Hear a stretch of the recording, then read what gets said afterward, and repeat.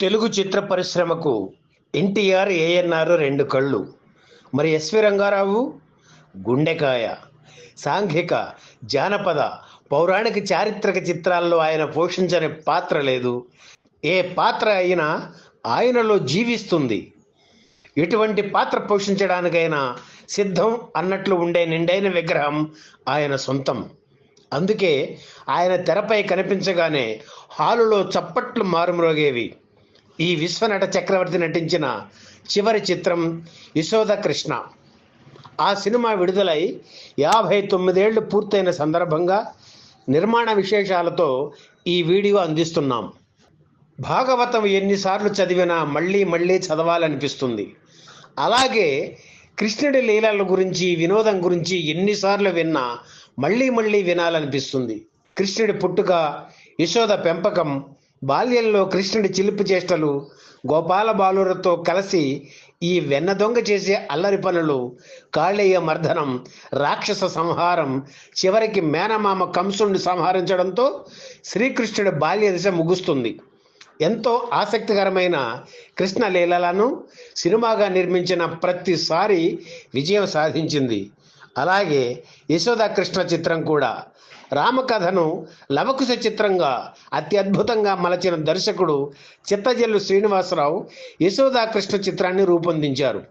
అంతకుముందు కొన్ని చిత్రాలు తీసి ఆర్థికంగా చితికిపోయిన నిర్మాత ప్రకాశరావు ఆఖరి ప్రయత్నంగా యశోద కృష్ణ చిత్రాన్ని నిర్మించారు. 1959లో వచ్చిన కృష్ణలీలలు చిత్రంలో ఎస్వి రంగారావు కంసుడిగా నటించారు.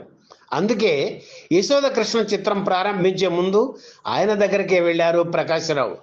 చూడు ప్రకాశరావు, ఈ సినిమా తీసుకుని బాగుపడు, లేకపోతే ఇక నీ సినిమాలో నటించను అని సీరియస్గా చెప్పారు ఎస్విఆర్. వ్యయ ప్రయాసలకు వచ్చి ప్రకాశరావు యశోద కృష్ణను తీసి బాగుపడ్డారు.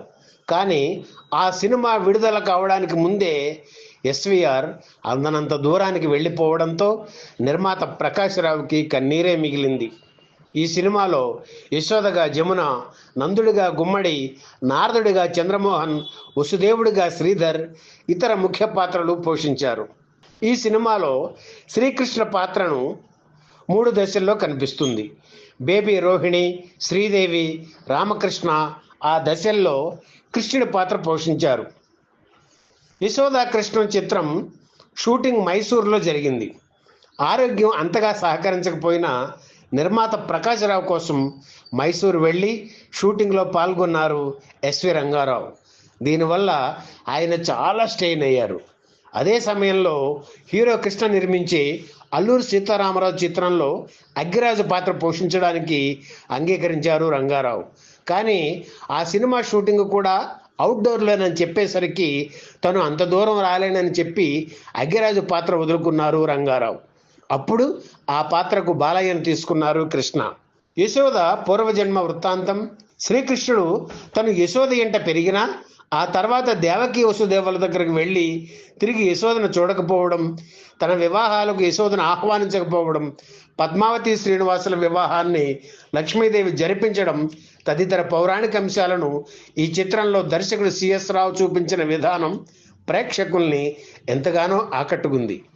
ఆరుద్ర మాటలు, పాటలు, ఎస్ రాజేశ్వరరావు సంగీతం అందరినీ అలరించాయి. 1975 ఫిబ్రవరి 6న విడుదలైన యశోద కృష్ణ చిత్రం ఘన విజయం సాధించింది. ఈ సినిమా శతదినోత్సవం మే 16న విజయవాడలోని అలంకార్ థియేటర్లో జరిగింది. దర్శక నిర్మాత పి పుల్లయ్య అధ్యక్షతన జరిగిన ఈ వేడుకలకు నటశేఖర కృష్ణ ముఖ్య అతిథిగా హాజరై జ్ఞాపికలు అందజేశారు. గుమ్మడి, రామకృష్ణ, మిక్కిలినేని, చంద్రమోహన్, శ్రీధర్, జమున, కృష్ణకుమారి, అనురాధ, శ్రీదేవి, బేబీ రోహిణి తదితరులు హాజరయ్యారు. ఈ వీడియో మీకు నచ్చితే లైక్ చేయండి, షేర్ చేయండి, వెంటనే సబ్స్క్రైబ్ కూడా చేయండి.